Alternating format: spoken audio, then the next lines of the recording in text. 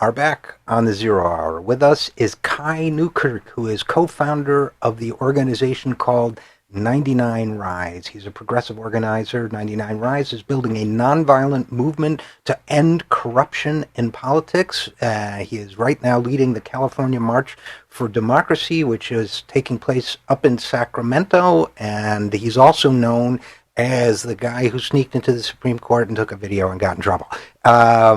Which we'll also ask him about. Kai Newkirk, thanks so much for joining us. Great to be with you. Thanks so much for having me on.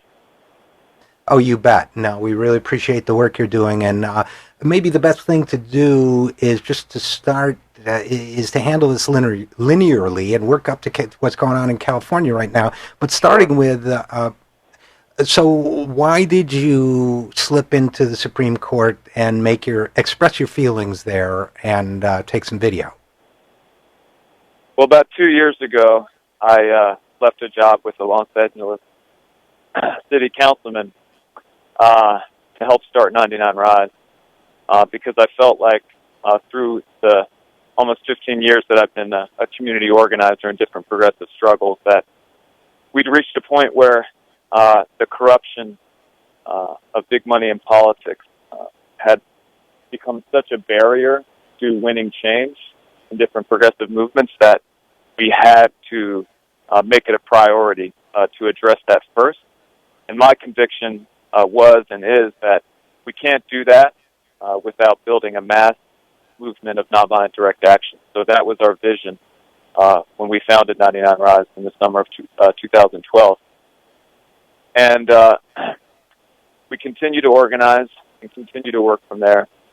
And as we were approaching a decision in the Supreme Court on the case McCutcheon versus FEC, that was going to be another body blow to our democracy, another nail in its coffin after the 2010 Citizens United decision. We wanted to look at that moment as an opportunity and try to provide some kind of resistance. So I went to D.C.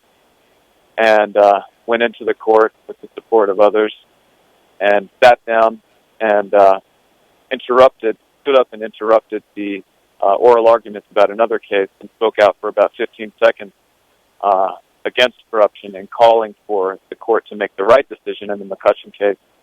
And I was tackled and arrested, spent the night in jail. But we got it on video, as you said, the first time there's ever been any video from inside the Supreme Court. And the video went viral, seen over 400,000 times. The story blew up a little bit in the press. And a lot of people talked about corruption who wouldn't have otherwise. And most importantly to us, many people who agree with us that we need to reduce the corruption of big money in politics and who believe in political equality, want to have a real democracy. They were inspired by the fact that somebody had stood up, taken action in that, spoken truth to power, and thousands of folks across the country reached out to us and said they want to be part of building a movement to do something about that. So it was a huge success. It was a scary thing for me to do, but I'm really grateful I had the support to go through with it. Yeah, it is scary. I always find it scary. I'm not naturally one of those people like, the reporters on the Daily Show or whatever who go out and confront people. I can be, I can stand my ground in debating purposes, but I'm not, I would find it scary too. I think you said somewhere in something I read that Justice Scalia seemed to be smirking as they were leading you out. That's right. When I stood up, obviously I was focused on just trying to do my job, right, and do it well within the short period of time I would have to do it. But he was the justice that was most in line with me, and as I started speaking, I thought that I perceived him to sort of lean back in his seat and have some kind of a smirk or look of amusement, like, oh, this has happened, But I was more focused just on being able to get the words out before anybody got to me. And I was thankful to be able to do that. But absolutely, it's an intimidating environment. The whole setting inspires extreme deference. So it's challenging to interrupt that and to speak out. And I didn't know for sure what the consequences were going to be. But thankfully, I pled guilty and I was just given time served and barred from the Supreme Court for a year and have to pay a small fine. But it was well worth it to be able to focus that much attention on the problem of corruption and big money in politics and to inspire so many people to get active. You know, it's really important what you said too. It struck me that when you said that these environments, and I've been in some of them too, are designed to instill awe, as if somehow we, the people, are tiny in the face of our government institutions, when the fact is there are institutions. We create Right. them. And part of what's gone Right. wrong is this power imbalance driven by money that we're now supposed to be intimidated instead of saying, I mean, I'm not suggesting that everybody interrupt government operations all the time, but that's an act of conscience. But just the idea that we are somehow supposed to be cowed instead of inspired to participate more in the democratic process, which is what the feeling should evoke. Absolutely, you're absolutely right. And here at the California State Capitol, that's sort of come up for me as well. I think the beauty, the grandeur, elegance of some of our buildings and monuments and so on, they should be sort of at their best, they're monuments to the notion, the beautiful and sacred notion of self-government, right? And that they're saying this is so important, this idea that we government of, by, and for the people, that we want these buildings to reflect this deep commitment to it. But I think a lot of what the bad side of it, and I think what they become, is they feel very exclusive, they feel very intimidating, and they don't inspire that participation. In some ways, they become fortresses of a more elite power rather than what they should be, temples of democracy and places that inspire and invite and enable participation. And, it's up to us as movements to challenge that and to transform those spaces. Absolutely, I couldn't agree more. So let's fast forward. You, Kai Newkirk, you got arrested and in the Supreme Court. You spend the night. You pay your fine. This video goes viral. People get more people get interested in the cause of removing corporate corruption from politics. 99 Rise, etc., and gets a lift from that. Now you start a march from Los Angeles to Sacramento. To get money out of politics and to promote some bills there. You move, you march here, you get up there, you're still there. So bring us up to speed on what happened. Sure. Well, after I did the protest in the Supreme Court, in the weeks after that, the court came down with their decision on the McCutcheon case, which was basically to open up the floodgates to billionaires and to spend even more money within our politics. They removed the cap on the total amount that an individual can give to PACs, parties, and candidates within a year to enable them to give millions instead of $123,000 a year, which had been the prior limit. So it was another huge, shameful strike against our democracy and the last sort of remaining wall of separation between wealth and state, and has given us a situation where a small 100 or 200 people are going to be effectively the gatekeepers to power in our society. If you don't have their support financially, you're not going to be viable for better office. And so this crisis of corruption has become so much deeper after the McCutcheon case, and we're going to see that in this coming election, that we've really transitioned full-on into a plutocracy, and we felt like there needed to be a strong response to that. We needed to do something that was going to help to generate the kind of momentum and movement action that can turn the tide. And we felt like we were strongest in California in 99 Rise, and we wanted to do something here. And we decided to use the tool of long marches that have been used in so many different movements before, from Cesar Chavez and the farm workers here in California to Martin Luther King and the Civil Rights Movement, Selma in Montgomery in 1965. And we wanted to do that, also inspired by the march that Lawrence Blessig, Harvard professor, led in New Hampshire in January from the top of the state to the bottom. So we marched from Los Angeles, started on Saturday, May 17th, rallied with folks there at City Hall, and then a dozen people determined to march the whole way, set out to walk almost 500 miles to Sacramento. We crossed over the mountains, through the high desert, through the heat of the Central Valley. Some of the days got over 100 degrees, and made it here to Sacramento. This past Sunday, we came in with hundreds of people. Dolores Huerta, co-founder of the United Farm Workers, marched with us. And we rallied here, and we marched to go inside the people's house and found the doors locked to us. They had shut them. It's supposed to be open until 5, and they closed the doors at 4 because we were there, which was a real slap in the face to all the citizens who had come here to make our voices heard. But we occupied the steps of the Capitol, and that night when the police moved in at around 10:30, We had thought perhaps they were going to let us camp. They moved in to evict everyone. 14 of us stayed and sat in, were arrested. I was one of those. And over the last 5 days, this is day 6 now, people have risked arrest to stay in the People's House in the rotunda of the Capitol, which is ironically called the Temple of Democracy, each night, and have been arrested and have gone to jail. Some people multiple times, almost 30 people in total now. And the good news is that we've seen a response. The legislators here, they know that we're here. Some of them have come down to speak with us, and they've begun to take some action. One of the 3 bills that you mentioned that we've called for them to pass has a step of taking immediate action to end this crisis of corruption.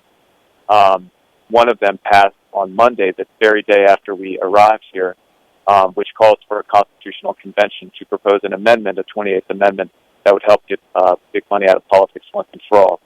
We've seen progress on both of the other bills as well. So let's talk, in the minute we have left, let's talk about the bill that passed. And the bill that passed would call for a constitutional convention in the state of California. For a federal constitutional convention that brings together the states, it's one of the 2 ways to propose an amendment to the United States Constitution. We know ultimately, because of the Supreme Court decisions, that's what we're going to have to get, is an amendment that clarifies money is not speech, corporations are not people, and Congress has the right to prohibit and regulate political spending to ensure political equality. So it was a huge step forward that California called for that, second state after Vermont. But we're still here. We're going to continue to occupy.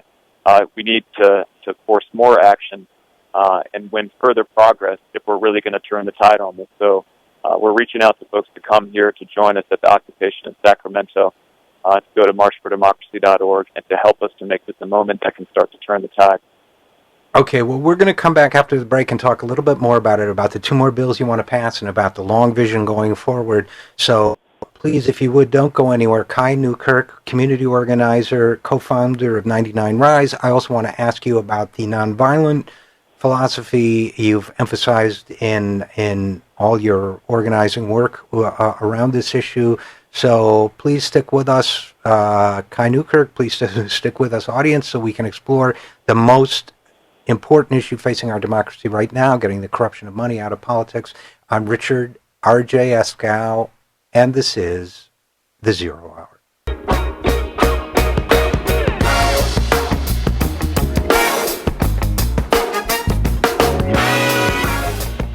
And we are back on The Zero Hour. I am Richard RJ Eskow, and continuing with us is Kai Newkirk, co-founder of 99 Rise. He is in Sacramento, sitting in for occupying the Capitol for democracy. And I should say, before we go on any further, that there is video available.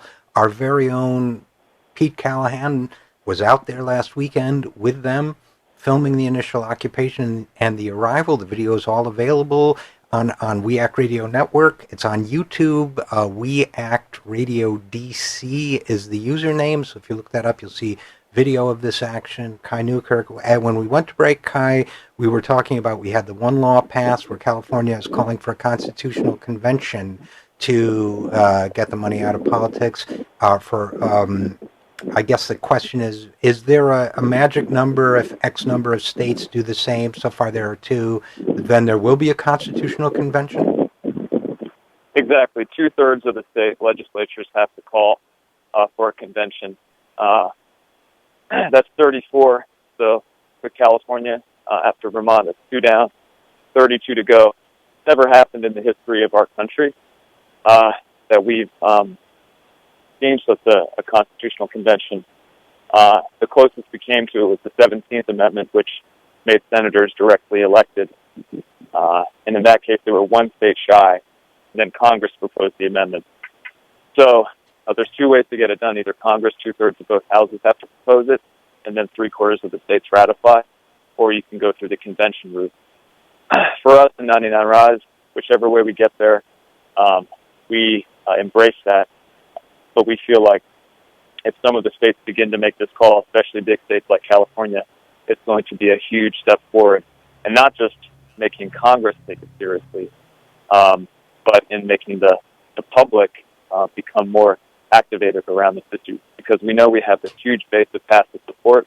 Polls show between high 60s and up to 96% of Americans agree with us on this issue that we need to reduce the corruption of money in politics and ensure political And as we learned equality.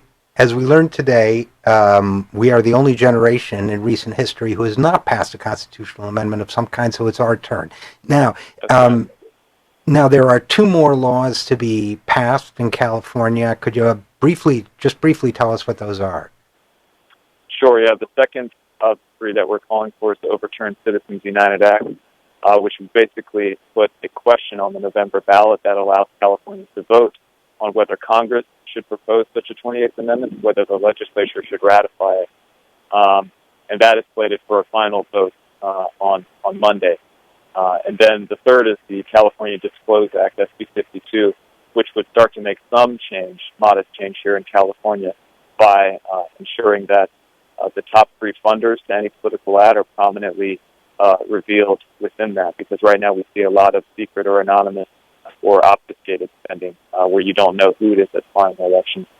This bill is still on track. It was in trouble, but it's moved forward in the days that since we've been here, it passed out of the committee. It continues to move forward with the support of us and other organizations. So it sounds like your presence there is definitely making a difference. And one of the things that struck me about what you're doing is the strong commitment to nonviolence and the fact that everybody who participates has to affirm that commitment. Is this something that you feel, besides being a moral principle, is necessary to prevent the rise of, we saw in the Occupy movement, the Black Bloc, for example, and other people getting a little carried away with, destruction of property and so on.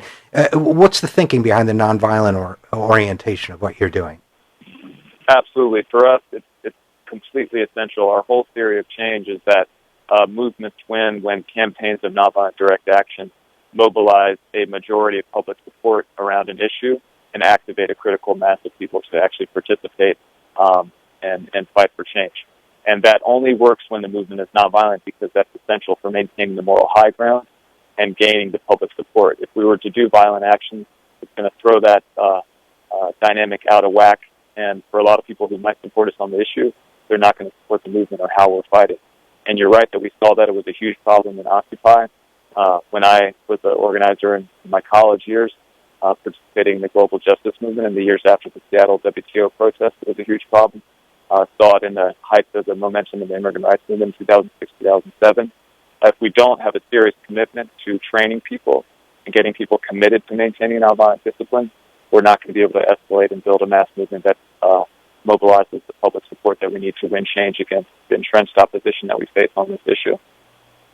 And you certainly have a great instructor in mobilizing and organizing nonviolently, a great example, I should say, in the presence of Dolores Huerta, who, of course, did that so successfully with the Farm Workers Union and Cesar Chavez. So I guess in the time we have left, I guess a two-part question. One is, what can people in California do to participate? The other, which after all is, 10% of the country, maybe 20%?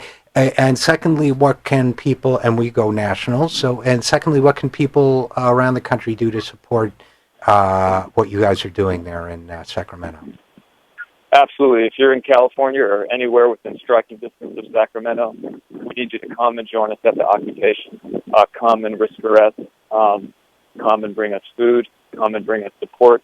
We're trying to make this a historic moment and win as much change as we can here with the remainder of the occupation. If you're elsewhere around the country, you can go to 99rise.org.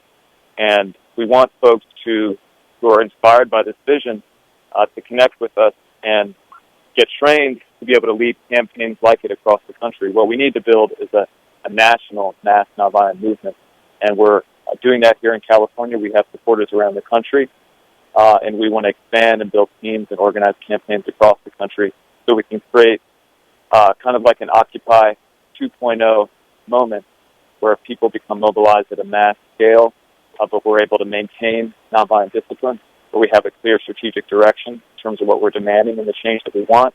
It's going to make a difference for the 99%, and we're trying to lay the groundwork for that here in California, but we want to do it across the country. Well, if people want to see the videos of what you guys are doing, as I said at the top of this segment, they can certainly go to YouTube, We Act Radio DC. But where can people go to find out more about your organization and you guys and chip in and participate? Absolutely. Marchfordemocracy.org, FOR, not the number 4, marchfordemocracy.org is where you can go to find out how you can help support the occupation and come join us here in Sacramento. And more broadly, 99rise.org is where you can go and connect with us. We're also on Facebook and Twitter. You can go and connect. You can donate. Spreading the word on social media is huge. We are getting some significant media coverage, but the more buzz we can create, the more people we can get here, the more people see what's going on, the more people are going to be attracted and join the movement. Well, that makes perfect sense to me, and I am 500 miles away from you, or I would come join you myself. Who knows? Maybe I will anyway. But listen, you guys are doing great work. Thanks so much for joining us. Kai Newkirk, co-founder of 99 Rise and California March for Democracy, occupying the Capitol in Sacramento. Kai, thanks so much for joining us. Absolutely. Thank you for having us on. We welcome you to come join us at the occupation. We've got a seat ready for you. You're good. I may take you up on that, and we're going to keep tracking what you're doing. We'll be back. I'm Richard RJ Eskow, and this is The Zero Hour.